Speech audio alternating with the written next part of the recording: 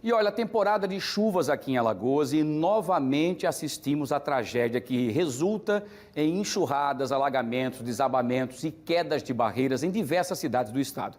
Em situações como essas, é natural que a população sofra com a insegurança sobre quais os seus direitos e a quem pode recorrer. Hoje nós vamos conversar ao vivo aqui via online, né, de forma virtual, com um defensor público aqui do estado de Alagoas, o Tiago Garcia, que está comigo agora já nesse momento aqui no nosso telão, para conhecer quais são os direitos da população quando ocorrem essas tragédias naturais. Boa tarde, defensor. Mais uma vez, Tiago, um abraço, obrigado pela sua participação e disponibilidade. E eu acho que nós falamos até há pouco agora um assunto interessante aqui, das pessoas que não querem sair dos abrigos porque não sabem que direitos terão, se vão receber em casa ou não, se vão ser esquecidos ou não. Quais são os direitos e os deveres, inclusive, dessas pessoas? Boa tarde. Boa tarde, Wilson. Uma satisfação estar aqui nesse quadro aqui que vocês disponibilizaram para a gente poder informar o pessoal de direitos, deveres e as medidas que podem ser adotadas para facilitar e garantir os direitos de todos. Basicamente, o primeiro passo é o pessoal procurar atendimento, porque cada situação ela tem que ser individualizada. Uma pessoa que eventualmente está em um imóvel com risco de desabamento, a gente vai precisar notificar a Defesa Civil para que eles façam uma vistoria para apurar se é seguro ou não a permanência nesse imóvel. Quem está sem documentos é necessário diligenciar a fim de conseguir segunda via de documentação. Se há necessidade de aluguel social, a gente vai precisar também diligenciar atrás do aluguel social para a pessoa. Então, o primeiro passo é a pessoa procurar atendimento, procurar orientação, para a gente poder individualizar a situação de cada um e ver quais passos precisam ser adotados. Perfeito, muito bem. Vamos para as perguntas dos nossos telespectadores que querem participar e querem fazer pergunta ao Tiago Garcia, que é defensor público do estado de Alagoas. Tiago, vamos lá então as perguntas que chegaram aqui para a gente. Vamos ver a primeira pergunta, coloca aí no ar, por favor, o Ed Bigode. Cadê ele aqui para colocar no ar? Muito bem, agora sim. Quem faz a pergunta, doutor Tiago, é a Maria do Carmo. E ela pergunta o seguinte: doutor Tiago, é a segunda vez que perco tudo por conta das chuvas. Existe algo que possamos fazer para garantir que o poder público resolva o motivo do alagamento? Wilson, o principal ponto é a fiscalização. A população tem que acompanhar os... Caramba, acho que nós também perdemos o sinal com o doutor Tiago Garcia também. Está difícil a internet, né? Cada vez mais complicada a internet no nosso estado, é difícil. E aí nós perdemos o sinal. Vamos tentar ver se a gente consegue reconectar. Doutor Tiago, voltou agora? Ok. Você me escuta? Muito bem. Em som e imagem tranquilamente, agora é só para o senhor continuar com o senhor desde o início, para a gente poder não perder nenhum fio da meada. O passo principal, Wilson, é as pessoas fiscalizarem os candidatos que foram eleitos.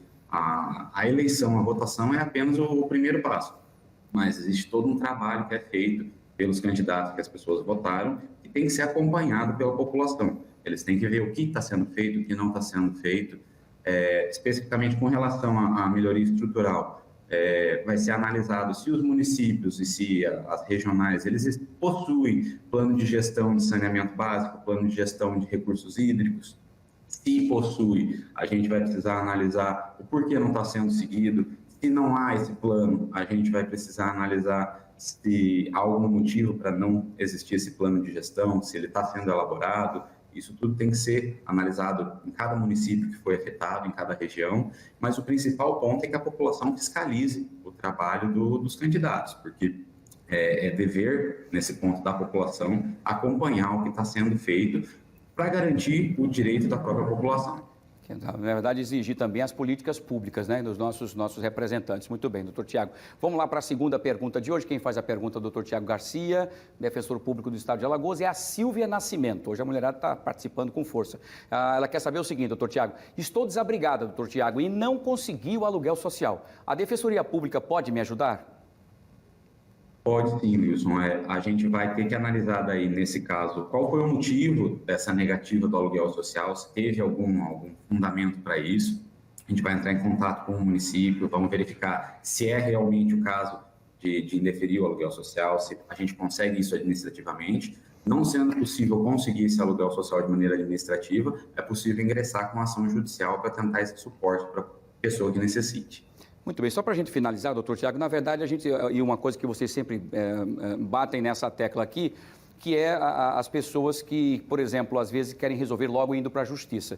A Defensoria Pública, na verdade, ela pode ser procurada para orientar juridicamente, não é? Mas as pessoas podem também tentar resolver isso de uma forma mais administrativa, que é mais fácil, né? E menos burocrático, não é isso?